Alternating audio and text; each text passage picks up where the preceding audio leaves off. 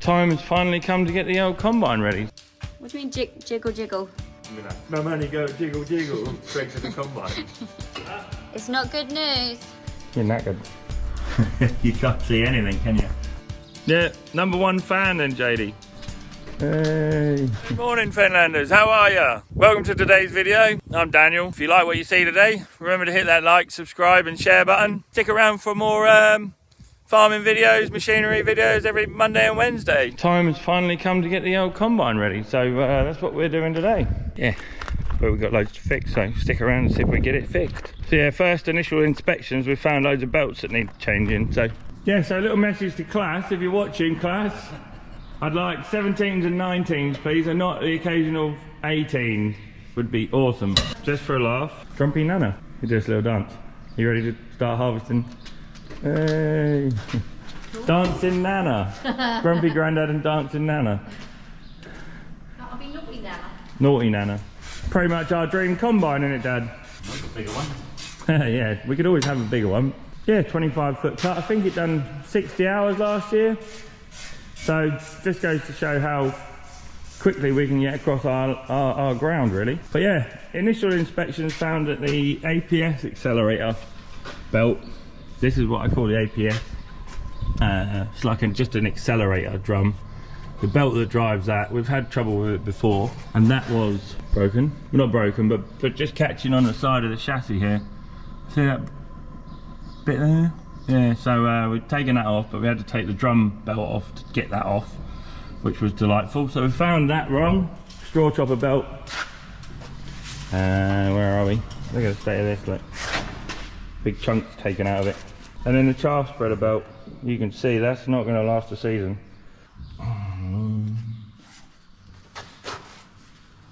Ah!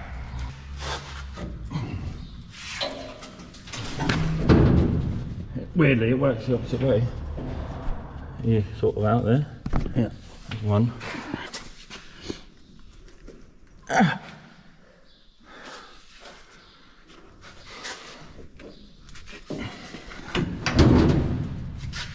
Right. So we just got this one belt in here now to change, because this got covered in oil. As you can see, Dad puts the light on there. Look how badly that's worn. Look.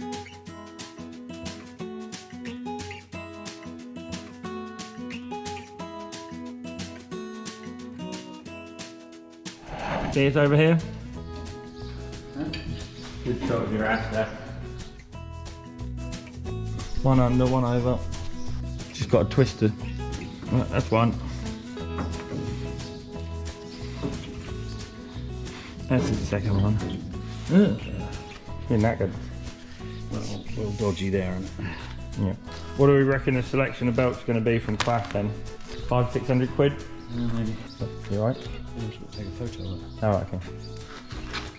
You're standing in the light. Do it outside if you want, Dad. There is a lot to like. Come here. I think we're all caught up. Any Claas people out there, gonna have to change the rotor drive belts at some point. I'll just get slipping all the while. Then getting progressively worse, but you just have to kind of like lower the revs and let it have a minute and then crack on. JD. Afternoon. How you doing? Yeah, I'm good, mate. You're on YouTube, so no swearing. Yeah, I'm filming as we stand here talking. Yeah. Yeah, I need criticism, JD. I need somebody to tell me what I could do different. I got some other demos coming soon. Yeah, #1 fan then, JD. It's really, really cool. Like we had Richard. His name's Richard Fordham. He came up to us at Cereals and said how much he loves the show and stuff. It's cool. And Grumpy Grandad was at the Norfolk show, and a little kid come running across and was like, "You're Grumpy Grandad." And Dad was like, I might be. Cheers, mate. Bye. JD likes watching the channel. Pretend that I have no idea what you're doing, Dad. What are you doing? I'm replacing this belt. What's that belt for? It drives all the bottom augers and the sieve shaker.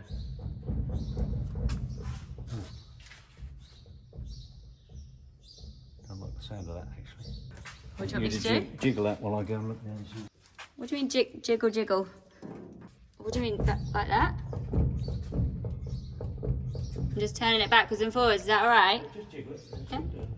Stop jiggling. No, keep jiggling. I keep jiggling. You never told me farming was so fun. If I'd have thought it was going to be just jiggling. Shakes the sieves. Oh. There's air blowing underneath Yeah. the sieves, and so the grains are already separated from the ears. Yeah. And the straw's going up there, and there's some stuff coming out there, but there's air blowing underneath, so the chaff flies over the top, and the heavy grains fall down to another sieve. So there's 2 sieves to sift it even more. And that sieve sounds a bit dodgy. No, the bearing does. Oh. It's not good news. Huh? It's not good news. They're not good news. No, it's not good news. What, on the combine? Yeah. Why? The bearing gone. Oh, is it? Where? In the place where bearings are. Good job we found it now, not when we first started, because that wouldn't have lasted very long, would it? That's what Dad said. Stop it falling apart. And be like, my money go jiggle jiggle straight to the combine. Yeah, you should do.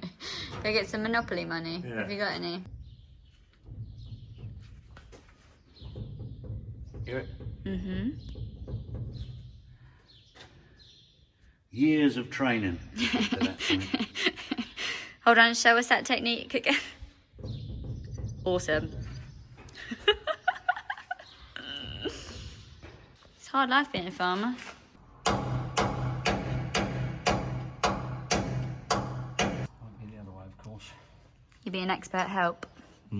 Well done, Dad. Keep up the good work. The idle pulleys, all sorts of things like that. Just give them a...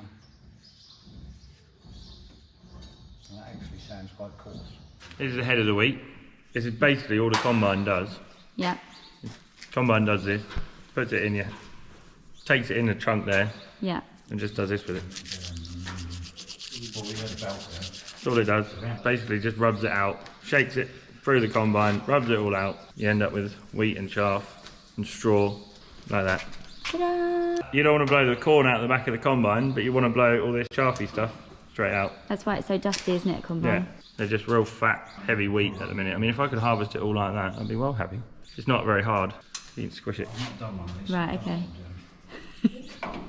But yeah, no, it always used to be 16%, and stored in stores fine at 16%. I don't know why 15%. The thing is, when they send it to the mill, they wet it down to Yeah. grind It's So why was it, so you used to be able to get it at 16%, 16% is fine in store. It can stay in store for 5 years at 16%. but you have to do it at 15%? 15%, yeah, which Alright, is okay. basically cut our harvest window down by half. Okay, So it's a bit annoying. okay. Yeah, so anybody else thinks it should be 16%? Drop us a thumbs up. I don't know, I think it'd be stores fine at 16%, so I don't know why we're still listening to the EU rules at 15%. Let's cut our harvest window down. Right. That's one thing. Fenland Farming Adventures is on your side. If we can do something like that and move the goalpost back to where we had it, Yeah, it'd be amazing. cool. Update on the old Lexington. So Grumpy Grandad's buggering about with the bearing that's gone in here. Managed to get all the belts back on. Just checked the oil levels in me rotor motors, so they're all good. I've got to just keep working my way around. I've got the belts, new belt on the chaff spreaders, new belt on the straw chopper, which drives that doesn't drive until you push this cog in. Push this cog in, you see there's some big dowels there that lock that in. So that doesn't turn. But yeah, I just have the chaff spreaders going. Obviously, to get that belt off that comes all the way up here and then go, so I had to take that main belt off that drives it all, and to get all that off, which was the ball ache, the belt that drives all me augers and stuff under there, I had to take this big belt off to get the belt behind it. Believe it or not, there's another belt behind there, so we put a new belt on there. That's just hanging in there. It drives all the augers underneath there. Oh, Grumpy Grandad's got that apart. There's no point in putting it back on. Well, I can't put it back on because the pulley's disappeared. And there's one that drives my, I call it an APS accelerator. I don't know if that's the right term for it. Yeah, new belt on there. Just drives this accelerator drum in the front here. Look, if you look and see that, drives this. And there's my main drum. And there's another accelerator. I think that's an accelerator. This just flattens it down, and then the accelerator's in the back there that pushes all the grain and the straw and everything up to the rotors. So yeah, to take that belt off, you had to take this drum belt off that drives the drum. So been delightful. So just a quick update. I mean, it needs a new rotor belt on there because that does slip, but what I do is I speed them up and slow them down, and it seems to grip and hold steady. So on to the next thing. I've got the engine oil to change. I'm not going to bother changing the filters because they were done last year. I'm going to go underneath now, and I'm going to change, just check the final drives down there on the front driving axle and the main transmission down there. Check them. I'll show you where I've got to go. I've got to go under here. And final drive is, there's a I don't know if you can see it. Where is it?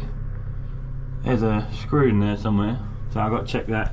And then behind that big brake disc there is a massive gearbox. I changed the oil in that a couple of years ago, so if it's done 120 hours, it's still done nothing, has it? So yeah, that's my plan for today. We're going to keep rattling on, keep moving forward, and while he's got this apart, I can't obviously run it and check the tension on my belts. So I'll re-tension all the belts when Grumpy Grandad's finished doing that. But I've got another motor here that drives the unloading augers. I have to change the oil in that, change the oil in the gearbox up the top there, and we're getting somewhere near, guys. We just rubbed some out a little while ago. That'd be lovely if it stayed that fat. The wheat stayed that fat. It's huge. No wonder there's pigeons landing in the field. They're loving that. So yeah, a little update on the combine. Luckily for me, I cleaned the tank out last year, which was a wise idea. I haven't seen any signs of rats being living in it, but yeah, we'll give you a guided tour around it in a little while. Once it's all back together and out, we'll show you how it all works. Be interesting for you. Look how complicated this thing is. It's complicated but really simple, if that makes sense.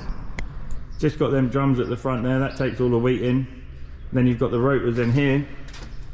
You guys with the new combines have got Bombay doors that open and shut. You can shut and open them depending on how quickly the grain's falling out, and then you don't get as much trash falling through there from the straw. The more the straw breaks down, the more it falls out of here and onto the grain pans, and then it needs cleaning. So if you can get all the straw to go out the back of the combine without any grain in it, absolutely amazing. You can't see anything, can you? When I get the light on, you've got the sieves and stuff in there. Grain pan at the front, grain pan at the top here. And then it comes onto the sieves, and there's another sieve under here. See the sieves, guys? They just shake backwards and forwards and push all the straw and chaff and crap and stuff out the back here, because you don't want that, and let the grain fall through. Yeah, I can't wait to get driving it. I really can't. This is my favourite time of year. Thank you for watching, guys. I appreciate every single one of you watching and liking and commenting and stuff. If you like today's video, make sure you check out these other videos we've got going on. Cheers, guys.